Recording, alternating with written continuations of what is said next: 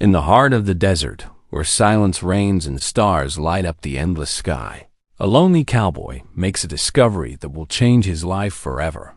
What begins as a simple act of compassion toward a wounded creature becomes the trigger for an intergalactic confrontation. When 200 alien warriors descend upon Earth, surrounding the man who saved one of their own, no one could predict what would happen next. This is a story of courage, honor, and an unlikely alliance that defies all expectations. The desert stretched endlessly under the scorching sun, a sea of sand and stone where few dared to venture. Jake Morgan had lived there all his life, a weathered cowboy in his late 50s, with skin tanned like leather and eyes that carried the weight of solitude. His small ranch sat at the edge of civilization, miles from the nearest town, where he raised cattle and lived by his own rules. Jake had chosen this isolation after losing his wife to illness years ago. Out here, the only sounds were the wind, the occasional coyote howl, and the creak of his old pickup truck. That evening, as the sun began its descent, painting the sky in shades of crimson and gold, Jake was riding his horse along the canyon ridge when something caught his eye. A strange light flickered in the distance, near the base of the cliffs. At first, he thought it might be a campfire from trespassers, but the light was too bright, too unnatural. It pulsed with an electric blue intensity that seemed to cut through the twilight like a beacon. Curiosity pulled him forward. Jake guided his horse down the rocky path, his hand instinctively resting on the rifle strapped to his saddle. As he approached, the air grew thick with an unusual energy that made the hairs on his neck stand up. Then he saw a craft, unlike anything he'd ever imagined, half buried in the sand. Its surface was smooth and metallic, reflecting the dying light in strange shifting patterns.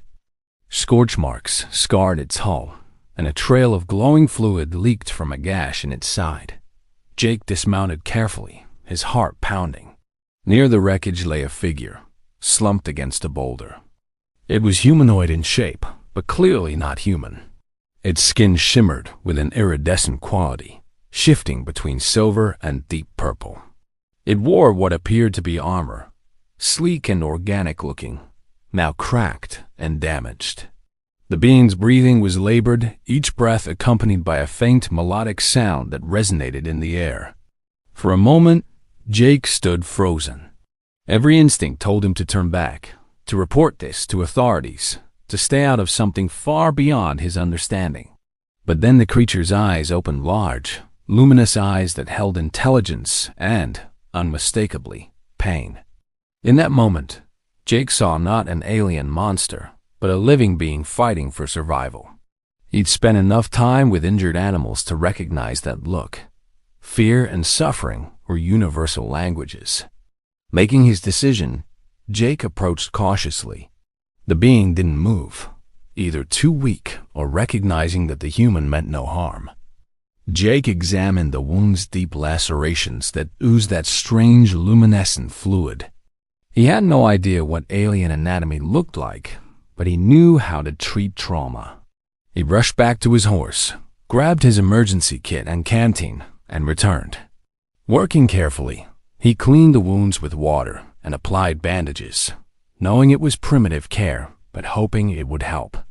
As he worked, Jake spoke in a low, soothing voice, the way he would to a frightened horse. He didn't expect the creature to understand, but tone mattered. The being's breathing gradually steadied, and its eyes followed Jake's movements with what seemed like gratitude. When Jake finished, he sat back, wiping sweat from his brow. The desert night was falling fast, and he knew he couldn't leave the wounded being here alone. With considerable effort, Jake managed to fashion a makeshift stretcher from his tarp and some wood he found near the wreckage. He carefully moved the alien onto it, then secured it behind his horse.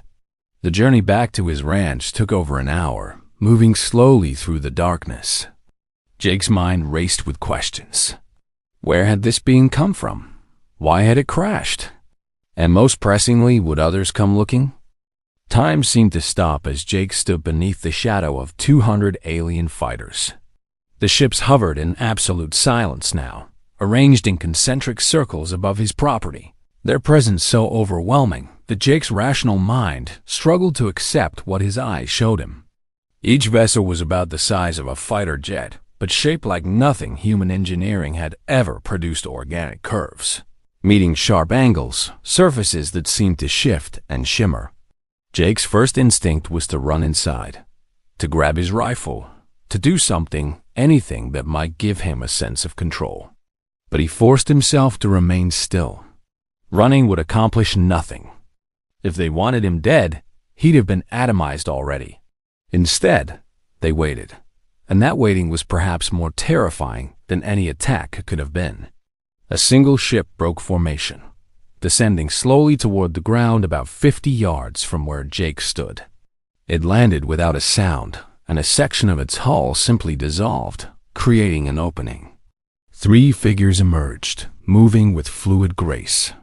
They were similar to the being Jake had rescued, but taller, and their armor appeared intact, more elaborate. They wore no helmets, their faces exposed faces that were hauntingly beautiful in their alienness, with high cheekbones, no visible nose, and those same large, luminous eyes. The center figure stepped forward. Unlike the others, this one carried no visible weapons. Instead, there was an aura of authority that needed no enforcement. Jake recognized a leader when he saw one, whether human or otherwise. The alien stopped about 10 feet away and regarded Jake with an intensity that made him feel utterly exposed, as if every thought and intention was being read like an open book.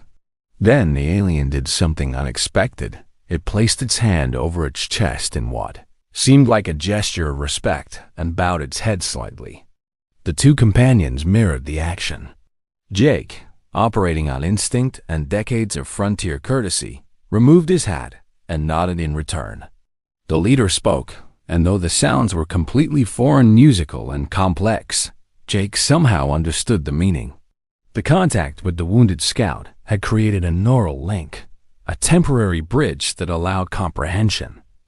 The alien was thanking him for saving the life of one they called Zeth, a respected member of their exploration course. Is Zeth going to be okay? Jake asked, his voice rough with emotion and disbelief at this impossible conversation. The leader's expression softened, or at least, Jake interpreted it that way. Yes, Zeth would recover fully, thanks to Jake's intervention. But the leader's next communication sent ice through Jake's veins. The enemy was coming. The same hostile force that had attacked Zeth's ship was tracking them, had followed the trail to Earth. They would arrive within hours. And when they came, they would show no mercy to anyone they found, alien or human. Jake's mind reeled. What do you want from me?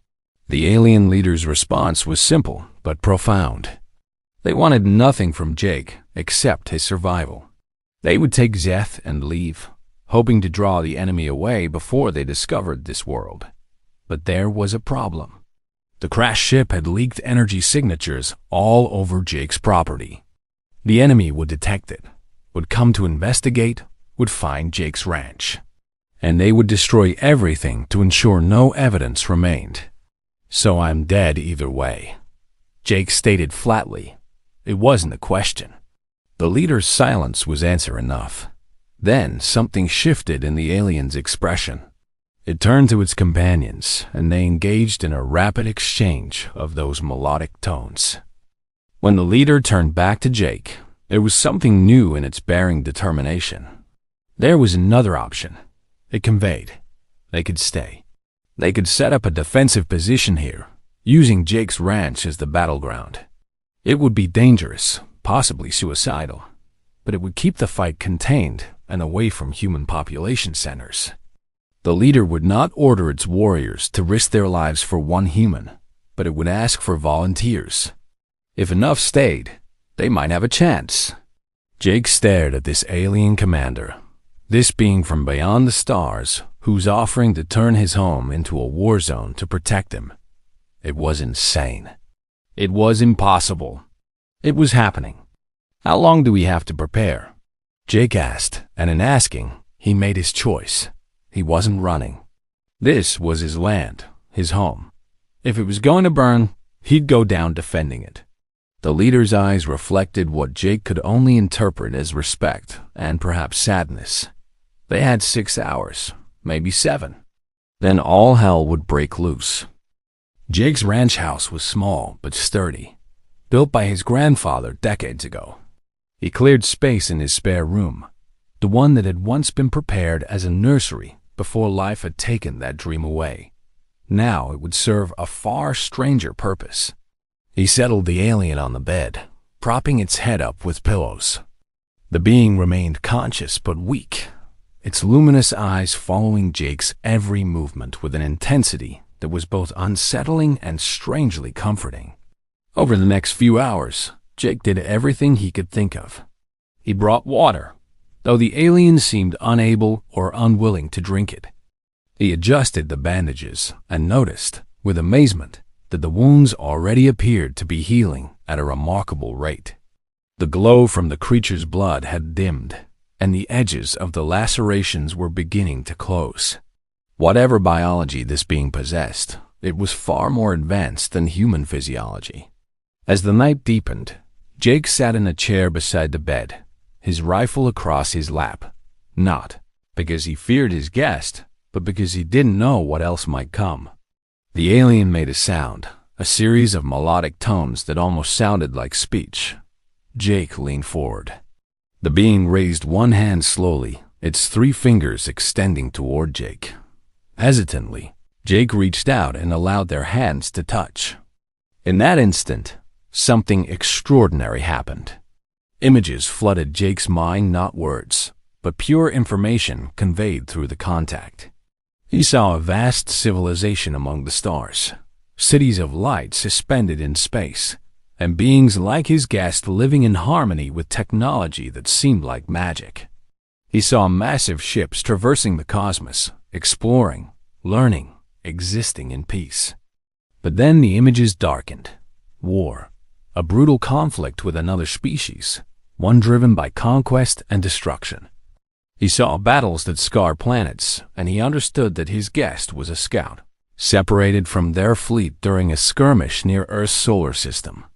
The connection broke, and Jake gasped, pulling his hand back.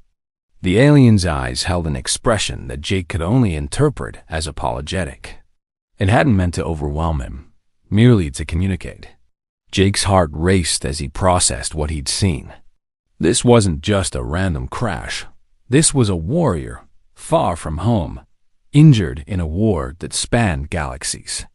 "You're a long way from where you should be," Jake said quietly, not expecting a response but needing to vocalize his thoughts. The alien's head tilted slightly, and Jake could swear he saw understanding there. The rest of the night passed in watchful silence. Jake dozed in his chair, jerking awake at every sound, but nothing disturbed them. By morning light streaming through the window, the alien looked significantly better. It could sit up now, and the wounds had closed almost completely, leaving only faint, silvery lines where the injuries had been. Jake made coffee, his hand shaking slightly as adrenaline and exhaustion caught up with him. He just saved the life of an extraterrestrial being. The magnitude of it hadn't fully hit him. As he stood at his kitchen window, sipping the bitter brew and watching the sun rise over the desert, a sound made him freeze. It started as a low hum, barely audible, but it grew steadily louder. The windows began to vibrate. Jake's coffee cup slipped from his hand, shattering on the floor. He rushed outside and looked up at the sky. What he saw made his blood run cold. Descending from the clouds were ships, dozens of them, then hundreds. They were smaller than the crashed vessel, sleek and weapon-studded, arranged in perfect formation. They circled above his ranch like birds of prey, blotting out the morning sun. Jake counted frantically. 50, 100, 1-50, ... The number climbed past 200 before he stopped counting. His heart hammered against his ribs. They'd come for their scout. And Jake, standing alone in his dusty ranch yard, was surrounded by an alien armada. The next few hours transformed Jake's ranch into something from a science fiction nightmare. The 200 ships didn't all land. There wasn't room. But those that did brought warriors who moved with practiced efficiency. Jake watched in awe as technology he couldn't begin to understand reshaped his property. Defensive barriers materialized from nothing, energy fields that shimmered in the air. Weapon emplacements rose from the ground like metal flowers blooming in fast forward. The alien commander, whom Jake learned was called Kyrith through their limited communication, personally oversaw the preparations. Zeth, despite being wounded just hours earlier, insisted on joining the defense. Jake had protested, but the scout had looked at him with those luminous eyes and conveyed a message clearer than words. Honor demanded it. Jake felt useless among these advanced warriors until one of the younger aliens approached him with what appeared to be a weapon. It was smaller than the others carried, clearly designed for someone of Jake's build. The alien demonstrated its use through gestures. Think about firing, and energy would project. No trigger, no bullets. Just intention made manifest. As Jake held the weapon, he realized he was being given more than just a tool. He was being trusted, included. These beings could have evacuated him, could have forced him into safety. Instead, they honored his choice to stand and defend his home. Throughout the preparation, Jake helped where he could, moving equipment, providing water from his well, even making sandwiches that he suspected the aliens had no biological ability to eat. But they accepted them gracefully anyway. In those strange hours, barriers began to dissolve. Warriors who'd been focused and distant started to acknowledge him with nods, gestures that seemed to convey camaraderie. One young alien showed Jake a holographic image of what Jake assumed was their family beings of different sizes gathered in what looked like a home. Not so different from photographs Jake kept of his own lost family. The sound climbed higher and tension mounted. Kyrith gathered the warriors, and though Jake couldn't understand all the words, he understood the speech. It was about honor, about protecting the innocent, about standing against darkness no matter where it appeared. Jake had heard similar words from his grandfather, a World War II veteran. Some truths transcended species. Then Kyrith did something unexpected. The commander approached Jake, and in front of all the assembled warriors, placed a hand on Jake's shoulder. Through their neural link, Jake felt the message clearly. This human has shown us what it means to act with compassion without expectation of reward.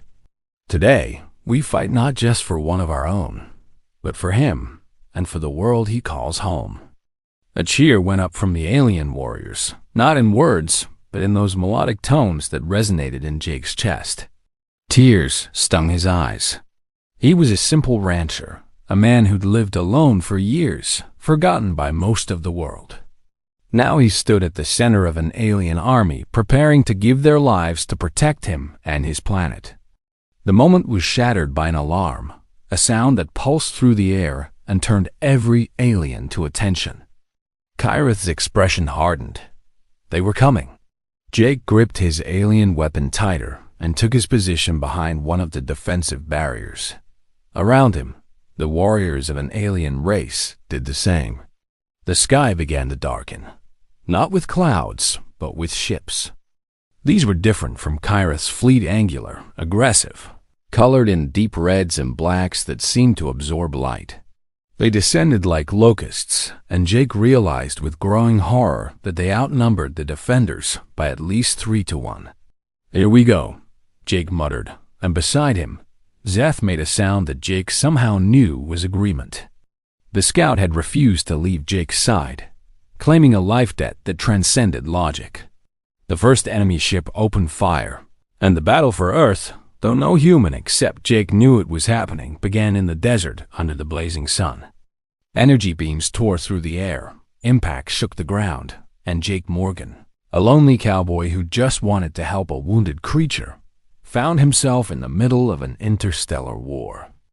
The violence was unlike anything Jake had ever experienced.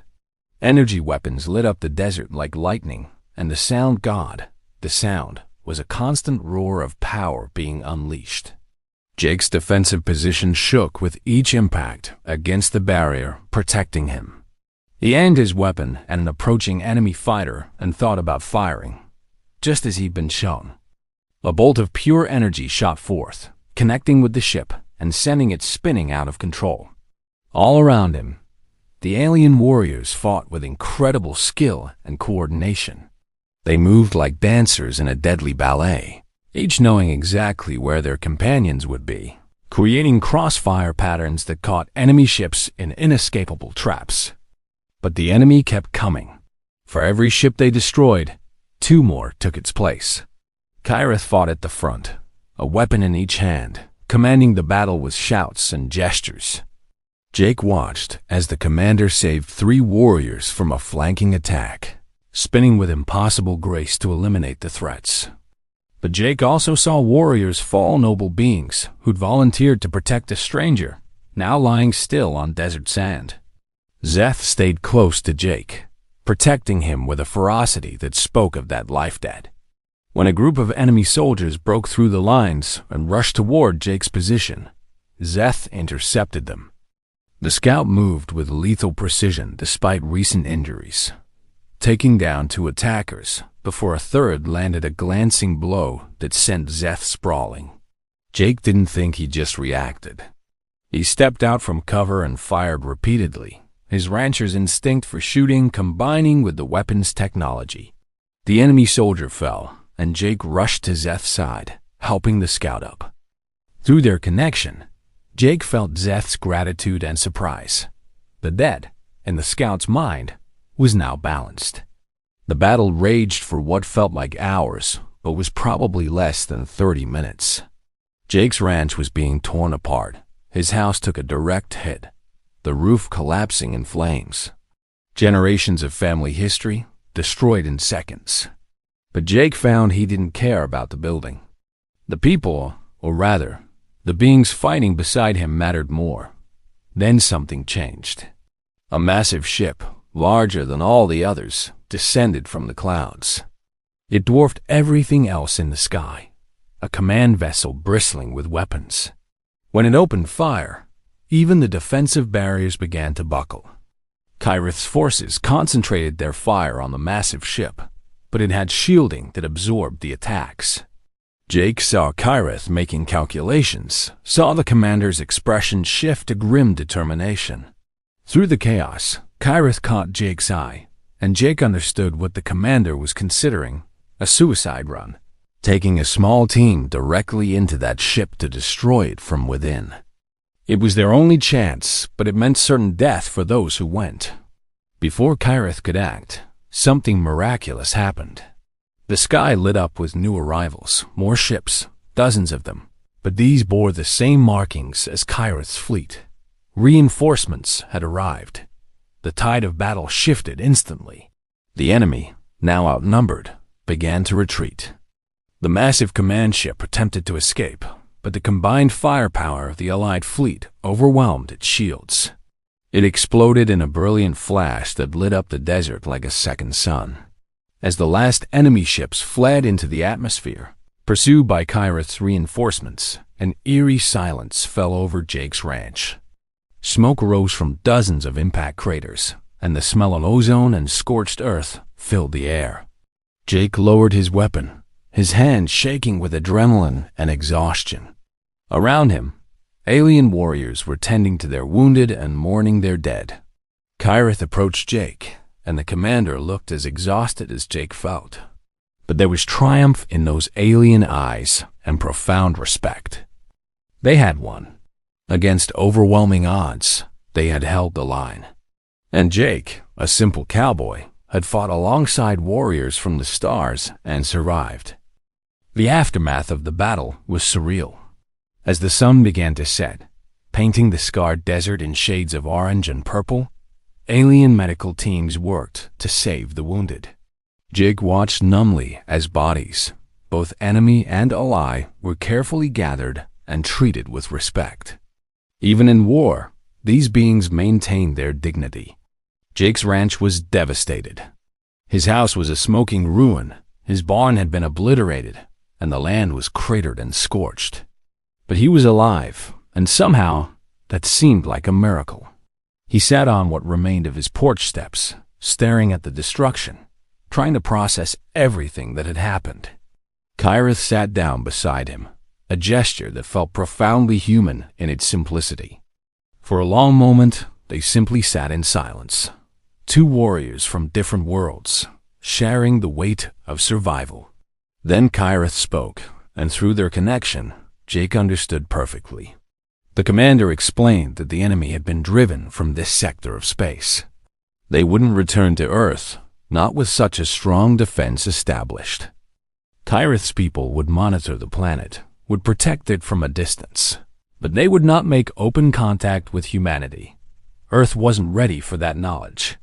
But Jake would be remembered among Kyrith's people as a hero, a human who had shown them courage and compassion. "What happens now?" Jake asked, gesturing at the ruins around them. Kyrith smiled, an expression Jake had learned to recognize. The aliens would help rebuild. They couldn't restore everything, but they would repair his home and land, would erase most evidence of the battle. To anyone investigating, it would look like a freak electrical storm or perhaps a meteor shower had struck the area. Jake's neighbors, miles away, would have noticed the lights and sounds, but in this remote part of the desert, strange phenomena were often dismissed or forgotten. Over the next 3 days, Jake watched as alien technology performed miracles. His house rose again, rebuilt better than before, with subtle improvements that would make his life easier. The craters filled and smoothed. Plants that had been destroyed regenerated. It was like watching time reverse. Zeth spent much of this time with Jake, and the two formed a bond that transcended species. Through their shared neural link, they exchanged stories. Jake talked about his life, his lost wife, his years of solitude. Zeth shared tales of distant worlds, of wonders Jake could barely comprehend. The scout showed Jake images of nebulae where civilizations thrived, of planets with 3 suns, of beings so diverse that humanity was just one note in a cosmic symphony. On the final day, as Kyrith's fleet prepared to depart, the warriors gathered one last time at Jake's ranch. It wasn't a formal ceremony, but it felt sacred nonetheless. One by one, warriors approached Jake and pressed their hands to his, sharing brief moments of connection, of gratitude, of respect. Jake felt emotions not his own honor, admiration, even love in a way that transcended romantic or familial bonds. It was the love of warriors who had fought together and survived. Kyrith was last. The commander presented Jake with a gift, a small crystal that glowed with an inner light. Through their connection, Kyrith explained that this was a communicator. If Jake ever needed help, if he ever faced danger he couldn't handle alone, he could activate it, and they would come. No matter where they were in the galaxy, they would answer his call. "I don't know what to say," Jake admitted, his voice thick with emotion. "You already said everything that mattered," Kyrith replied through their link. "When you chose to help Zeth without knowing what it would cost you, you spoke the language all good beings share." As the ships rose into the evening sky, Jake stood in his rebuilt ranch yard and watched them go. They formed a perfect formation, the honor guard seeing off one of their own, and then they accelerated into the stars, vanishing in seconds. The desert was quiet again, except for the wind and the distant howl of a coyote. Jake looked down at the crystal in his hand, its light pulsing gently like a heartbeat. He'd lived alone for so long, thinking he was forgotten by the world. Now he knew that somewhere out there, beyond the stars, he had friends who would cross galaxies for him. He wasn't alone anymore. None of them were. As he walked back into his house, Jake passed a mirror and caught sight of himself, an old cowboy with weathered skin and tired eyes, but also someone who had been changed forever. He'd seen wonders and horrors, had fought in a war that history would never record, had made friends with beings from another world. Tomorrow, He'd check on his cattle and repair the fence by the east pasture. Life would return to its routine rhythms. But Jake Morgan would never be the same. He'd learned that compassion could bridge worlds, that courage came in many forms, and that even the loneliest soul could find connection in the most unexpected places. He placed the crystal on his mantle, where it would stay, a reminder that somewhere in the vast cosmos, 200 warriors remembered a cowboy who had helped one of their own. And if the universe ever needed him again, Jake would be ready. The stars above the desert burned bright, and Jake smiled. He was home, but he was also part of something infinitely larger, and that made all the difference. Tenter novamente.